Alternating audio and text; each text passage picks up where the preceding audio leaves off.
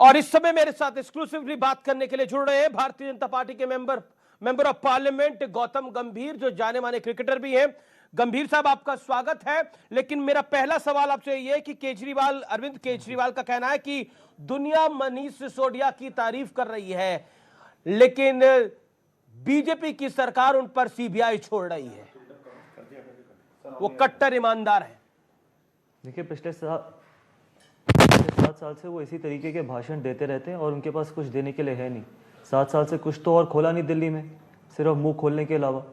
और सच्चाई सिर्फ ये है कि एडवर्टाइजमेंट में ही सिर्फ तारीफ कर रहे हैं या हो रही है मनीष सिसोदिया जी की।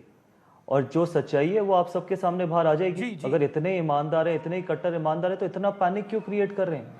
जो इतना ईमानदार और इतना कट्टर होता है तो वो किसी एजेंसी से डरने की जरूरत नहीं है। और मेरा सिर्फ एक सवाल है दिल्ली के मुख्यमंत्री से, अगर आप इतने ईमानदार थे तो ये जो लिकर पॉलिसी है इसको वापस क्यों लिया गया? अगर आपकी लिकर पॉलिसी में कोई गलत चीज थी नहीं तो उसको कंटिन्यू करना चाहिए था।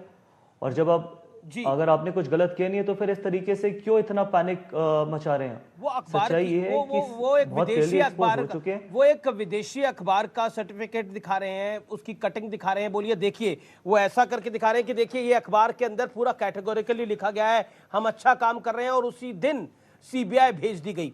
क्या आपको लग रहा है आम आदमी पार्टी जो ब्लेम गेम कर रही है, वो कह रही है कि उनके नेताओं को परेशान करने की कोशिश कर रही है, और ये सब कुछ आपकी टॉप लीडरशिप के इशारे पे हो रहा है, अरविंद केजरीवाल की बढ़ती हुई लोकप्रियता को देखते हुए, उनके जन समर्थन को देखते हुए? ये जवाब आपने मुझसे सवाल पूछा, ये जवाब है? नहीं, इतना लंबा तो सवाल हो नहीं सकता। लेकिन ये जो आप अखबार की बात कर रहे हैं, इसी तरीके से अखबार में न्यूयॉर्क टाइम में आया है या डलवाया है, जिस तरीके से दिल्ली में अखबारों में लंदन, पेरिस और न्यूयॉर्क बनाई गई है दिल्ली। ये तो पूछिए दिल्ली के मुख्यमंत्री से कि पिछले 7 साल में कितने स्कूल, कॉलेज और हॉस्पिटल खोले हैं दिल्ली में। आप लोग तो पूछते नहीं और वो जवाब देते नहीं। 7 साल में आप लोगों ने तो कभी पूछने की हिम्मत नहीं करी, लेकिन जनता तो पूछ रही है, हम तो पूछ रहे हैं। अरविंद केजरीवाल से लगातार मैंने तो कई सवाल पूछे हैं। जवाब कितने मिले आपको पिछले 7 साल में? कितने स्कूल खोले आप ये बताइए। केजरीवाल जी को बोलिए ना कि बाहर आके बताएं दिल्ली की जनता को कि पूरे देश में स्कूल खोलने की बात करते हैं, दिल्ली में कितने स्कूल खोले, कितने कॉलेज, कितने हॉस्पिटल, कितनी नई डीटीसी बसेस आई हैं, कितना पैसा खर्च किया दिल्ली के इंफ्रास्ट्रक्चर पे। जब बिजली की बात करते हैं, 20,000 करोड़ का जो बजट है, 16,000 करोड़ सिर्फ 7.5 लाख परिवार देते हैं दिल्ली का पूरी बिजली का खर्चा। 4,000 करोड़ जो सब्सिडी देते हैं वो भी टैक्स पेयर का पैसा है, और वो भी इंफ्रास्ट्रक्चर का पैसा उठा के देते हैं। और बात करते हैं फ्री बिजली की। और जब सच्चाई ये है, पूरी देश की जनता को जानना चाहिए, जो 550, 600, 700 जो भी ठेके खोले गए हैं वो सिर्फ पंजाब का चुनाव लड़ने के लिए खोले गए थे। 7 साल में एक नया स्कूल, कॉलेज और हॉस्पिटल नहीं। 550, 600 जो भी ठेके खोले गए हैं वहां पर खालिस्तानियों का समर्थन लिया, यहां से पैसा कमाया, इसलिए पंजाब में भी आम आदमी पार्टी की सरकार बनी है। सच्चाई एक और है, ये अब आम आदमी पार्टी की सरकार नहीं है, ये ठेकेदारों की सरकार है, ये करप्ट नेताओं की सरकार है, ये करप्ट उप मुख्यमंत्री की सरकार है। लेकिन हर तरीके से गंभीर साहब, अब जो विज्ञापन है वो उनको साफ नहीं कर सकते। गंभीर साहब, क्योंकि अरविंद केजरीवाल कहते हैं कि उनकी सबसे बड़ी यूएसपी जो होती है, सबसे बड़ी यूएसपी जो होती है वो यही होती है कि वो भ्रष्टाचार फ्री सरकार देते हैं। एंटी करप्शन का जो एक पूरा आंदोलन था, उनसे उनका जन्म हुआ। क्या आपको लगता नहीं है कि करप्शन के ऊपर अगर बीजेपी केजरीवाल को घेरेगी तो ये अरविंद केजरीवाल को ऐसा लगता है कि वो पब्लिक के गले में नहीं उतरेगा? केजरीवाल भ्रष्टाचारी कैसे हो सकता है? पिछले 7 साल से इतना भोला चेहरा लेके आए, इतनी बड़ी चीजें बोली कि हमने वर्ल्ड क्लास हेल्थ इंफ्रास्ट्रक्चर दिया दिल्ली में, हमने वर्ल्ड क्लास एजुकेशन दिया, बिना स्कूल, कॉलेज, हॉस्पिटल खोले सब कुछ वर्ल्ड क्लास दे दिया। और करप्शन की जहां तक बात करते हैं, साफ एक छोटा सा सवाल है दिल्ली के मुख्यमंत्री से, वो आके ये बता दे। वैसे तो आज तक उन्होंने 7 साल में कोई जवाब नहीं दिया। ये बताएं कि लिकर पॉलिसी को वापस क्यों लिया गया था? अगर आपकी लिकर पॉलिसी इतनी ब्लैक एंड व्हाइट थी, इतनी क्रिस्टल क्लियर थी, तो उसको वापस क्यों लिया गया? क्योंकि सच्चाई ये थी, डर था कि कहीं ना कहीं ये एक्सपोज हो जाएंगे। और आज आपको पता चलेगा देश की जनता को कि एक्सपोज हो गए हैं। ये जो 6 महीने पहले बोला गया था ना कि मनीष सिसोदिया जी अरेस्ट होंगे, पहले सत्येंद्र जैन जी हुए, सिर्फ वो भोले से जो शक्ल बना के दिल्ली के मुख्यमंत्री बने थे ना, अब वो सब कुछ एक्सपोज हो चुका है। अब इनका जो ये जो घनौनी ये बताइए गंभीर साहब, नहीं चलने वाली, आप तो राजनीति और नहीं चलने वाली। अरविंद केजरीवाल को काफी समय से ट्रैक कर रहे होंगे, हम भी ट्रैक कर रहे हैं। हर चीज को इनको पहले कैसे पता लग जाता है? क्योंकि मनीष सिसोदिया को गिरफ्तार किया जाएगा, वो गिरफ्तार होंगे, जो आपने बात बोली निश्चित तौर पर ये काफी दिनों से कहा जा रहा था, ऐसा क्यों? दूरदर्शी हैं अरविंद केजरीवाल जी, क्योंकि करोड़ों का या फिर सब मिले हुए हैं? करोड़ों जो कमाए थे, क्योंकि करोड़ों जब कमाए थे वो आज नहीं कमाए थे। करोड़ों जो कमाए थे वो कई महीने पहले कमाए थे, पंजाब के इलेक्शन से पहले कमाए थे, जब ये लिकर पॉलिसी लिकर माफिया के साथ बैठ के फाइनलाइज कर रहे थे, तब ये सारी डील हुई थी। तो इसलिए उनको पता चल गया था, क्योंकि पहले इस देश का ऐसा मुख्यमंत्री है जिसका आपके पास कोई पोर्टफोलियो नहीं है। सिर्फ एक पोर्टफोलियो जरूर है कि विज्ञापन देना। कौन सा इस देश का ऐसा मुख्यमंत्री होता है जिसके पास एक भी पोर्टफोलियो ना हो?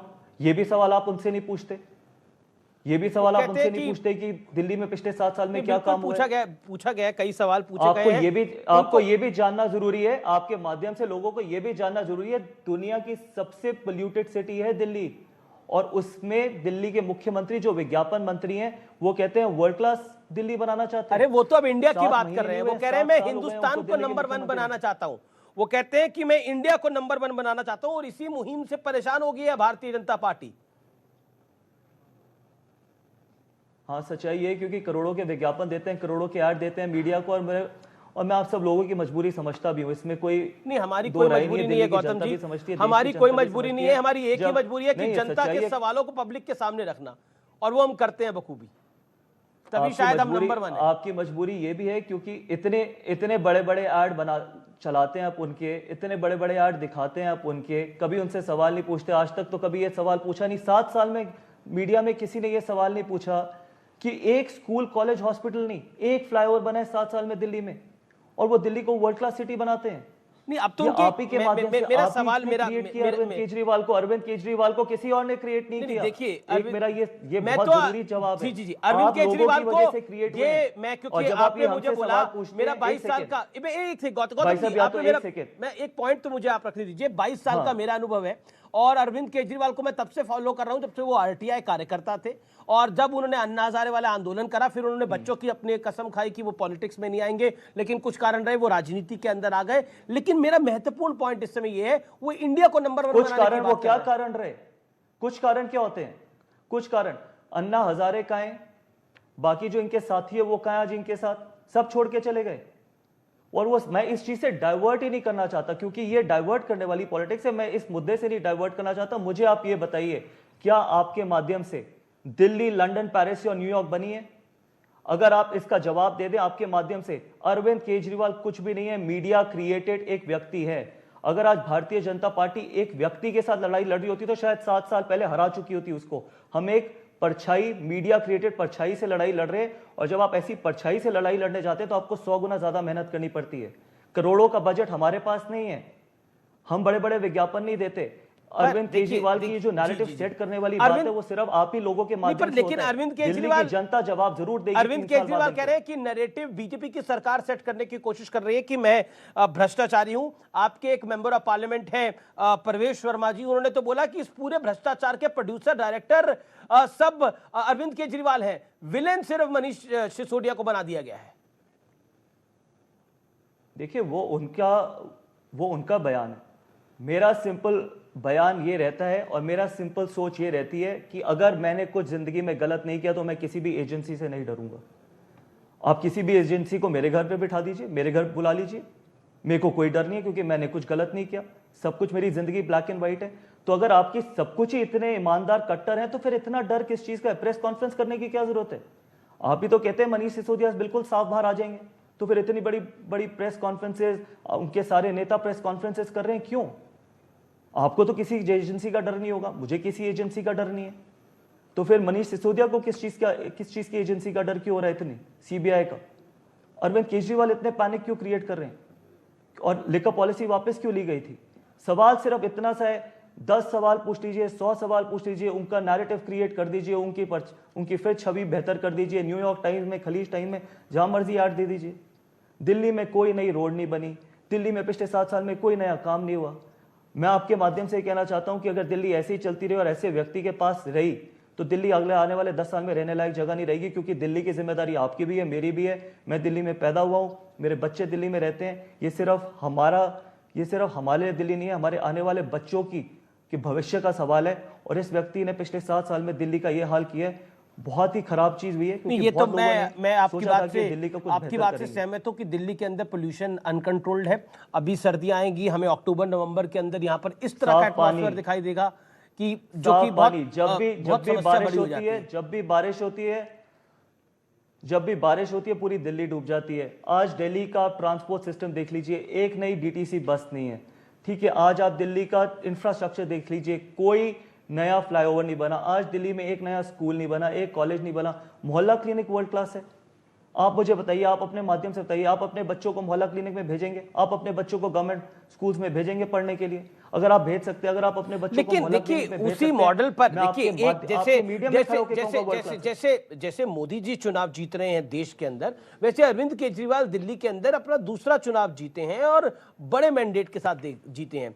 पब्लिक भी उनका समर्थन कर रही है, उसका कारण कुछ भी हो, लेकिन क्या आपको लगता है मौजूदा परिस्थिति के अंदर जो हालात बने हैं, भ्रष्टाचार का आरोप आम आदमी पार्टी की सरकार पर है, नई आबकारी नीति को लेकर, नई लाइसेंसेस प्रणाली को लेकर, और उसमें आरोप यह कि शराब नीति के नियम तोड़कर उसमें बड़ा बदलाव किया गया, कुछ पैसे माफ किए गए। क्या आपको लगता है ये पूरा घटनाक्रम जो है वो आम आदमी पार्टी इसको जोड़ रही है कि हम शिक्षा में अच्छा कर रहे हैं इसलिए हमारे साथ हो रहा है, हम गुजरात जा रहे हैं इसलिए हमारे साथ ऐसा हो रहा है, हम पंजाब जीत गए इसलिए हमारे साथ ऐसा हो रहा है, हम इंडिया को नंबर 1 बनाना चाहते हैं इसलिए ऐसा हो रहा है? वो अपने आप को विक्टिम दिखा रहे हैं। विक्टिम तो वो पिछले 7 साल से आप अपने आप को दिखा रहे हैं। दिल्ली में कोई भी काम करने की नीयत है नहीं और सारा ब्लेम डालते हैं एमसीडी पे, फिर कहते हैं सेंट्रल गवर्नमेंट नहीं काम करने देती। आप बताइए ना, आपके ऐसे कितने प्रपोजल थे स्कूल के, कॉलेजेस के, हॉस्पिटल के जो मना किए गए हैं? बताइए जरा।